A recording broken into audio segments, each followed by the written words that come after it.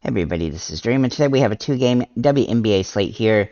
This slate is small. Obviously, most WNBA slates are 2 or 3 games, but this one is somewhat interesting as we have 2 games that are pretty lopsided in the potential. So let's go ahead and get started. Before I get into it, though, can you guys smash that like and subscribe button? Also, share the video on social media. It really does help the channel a lot. With that said, we're going to get into this slate here. So we have 2 games, Washington, Seattle, and then Las Vegas and Phoenix. Now, I'm going to go through the 4 teams real quick. So, Las Vegas is first in offense, first in defense, and third in pace. Their opponent, Phoenix, is 11th in offense, 11th in defense, and 12th in pace. Just a reminder that there's 12 teams in the WNBA. Las Vegas is favored to win the game by 17.5 points. As for Washington and Seattle, Washington is the 7th best team in offense, 3rd best team in defense, and 7th in pace. And Seattle is 12th in offense, 10th in defense, and 4th in pace. And Washington is favored by 6.5 points. So Washington and Las Vegas, those 2 teams are the ones that are favored to win. And they're definitely going to have some fantasy availability today. So let's go ahead and get into our core plays, though. We have Stokes for Las Vegas and Hawkins for Washington in my core plays. Obviously, it's going to be popular to go with a Las Vegas-Washington stack. There's a lot of value on the slate, so I'm not too worried about the prices of some of these ladies, as obviously it does matter, but you can pretty much fit in people however you want because of the prices with so much value on this particular slate.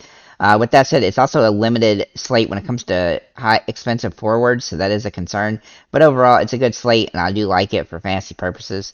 So let's go ahead and get started with our guards here. And I have quite a few guards. It's a good slate for guards. We're going to start with Kelsey Plum for Las Vegas. In 7 of her last 8 games, she scored over 29 fantasy points, which is what she needs here today to get a 3.5x. She's a great play and a bit underpriced for production. The only real risk here is her fantasy point output is more scoring dependent than other people. However, in 1 game versus Phoenix this year, she did score 36 fantasy points.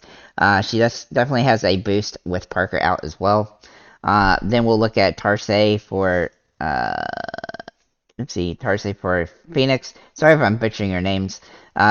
She played and started in 14 games this season. She's over 27 fantasy points in all but 3 games this year, though she does take a lot of games off because she's 41 years old to rest.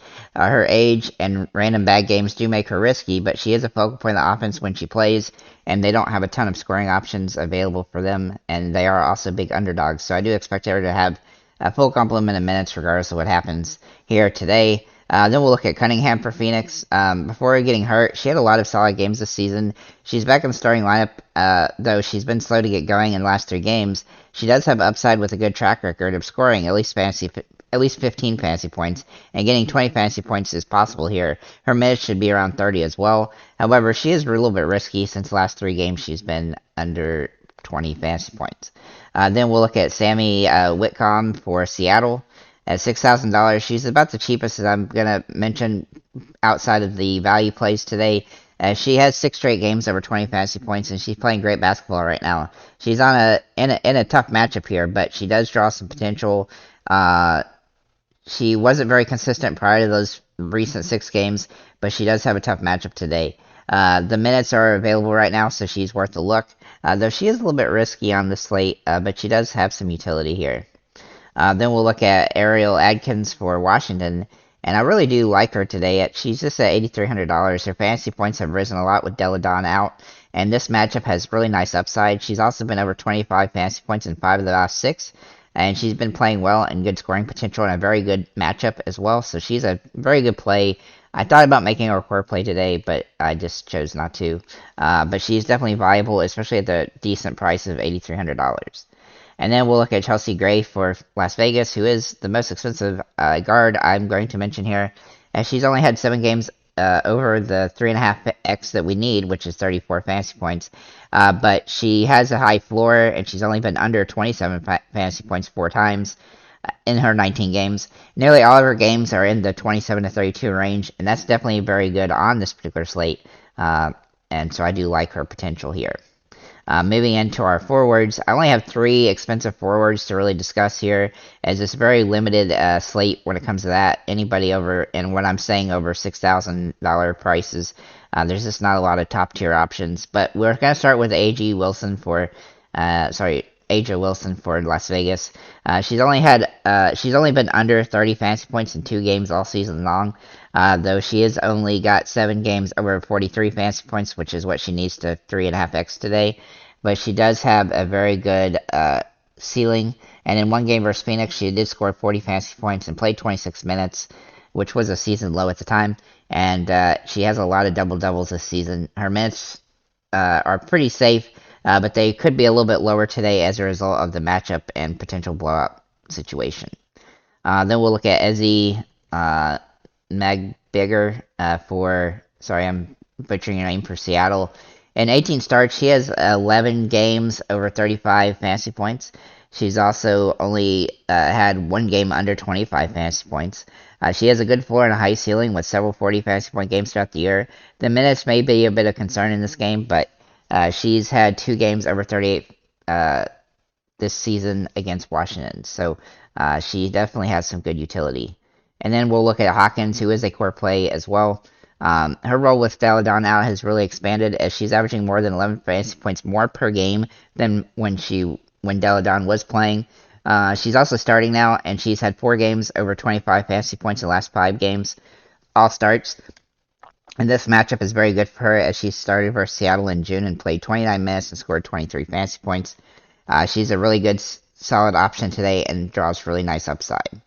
Then we'll get into our value plays, and I have 3 forwards and 2 guards here, so I'm going to go into the guards first, and I'm going to look at Kia Nurse for Seattle. Now, she is inconsistent, but she has some upside. The risk here is that Gabby Williams may eat in some of her minutes if she comes back today for the first game of the season, but she's so cheap, and she has does have a low floor, but she does have a 20 fantasy point ceiling, and she only needs 15 fantasy points to pay off today, which is her season average. Then we'll look at Shatori Walker Kimbo, I'm not sure how to say your last name, sorry about that. At $4,700, it looks like Cloud will be back today, but if she isn't, or she's limited, then Shatori should have a lot of upside. But if Cloud does look like she's gonna get a full complement of minutes, that's really gonna hurt Walker's potential here. She's been somewhat inconsistent throughout the year, obviously because she's not getting a ton of minutes, but she gotten some increased amount of minutes recently due to Cloud being hurt and being out. But I do think that she's going to be back today, so that does put in some concern for Walker, but she is a viable contrarian option regardless. Then we'll look at our 3 forwards, and we're going to start with Stokes for Las Vegas. With Candace Parker out, she made the starting lineup last game and scored 23 fantasy points. She only needs 13 fantasy points to pay off here, and she has really good upside. She also rebounds and gets blocks. She's probably going to get in the 20 to 25 minute range, but she should be able to get to 3.5x or more relatively easily. She's not a big scoring threat, which is the biggest concern here, but she doesn't need much to pay off. While there is a little bit of risk as she has a low floor, her price and situation give her a lot of upside and make her a core play on the slate, especially if she's so cheap. And then we'll look at Alicia Clark for Las Vegas. She gets a small boost with Parker out as well, and while her floor is also pretty low, she does have some nice upside, though she's a little bit more expensive than Stokes, and she doesn't have as much of a ceiling as Stokes does, so I do think Stokes is a safer play, but Clark is definitely viable on the slate, and she's a decent value option. And then we're going to look at a very risky option in Dulcie from Seattle. I can't say your last name, I'm not even going to try, but at $4,600, she's nicely priced. And she barely plays minutes most of the season, but the last 4 games she's played at least 17 minutes, and the last game she started and played 37 minutes. She's risky because she may not start again, but if she does, she'd be hard to ignore at this price. In the 4 recent games with minutes over 17 fantasy points, she's been over 14 in 3 of them too. She draws some really interesting upside because she has really high potential because she had a double-double last game, and she's got a great matchup here against Washington as well. So it's definitely an interesting situation for her. It's not a great matchup, I should say, but it's a good one as she has good situational potential. With that said, guys, thank you for liking, commenting, subscribing. If you have any comments or questions, feel free to leave them below. If you have any plays you think are going to be the best, feel free to drop those in the comments below, and have a nice day, guys.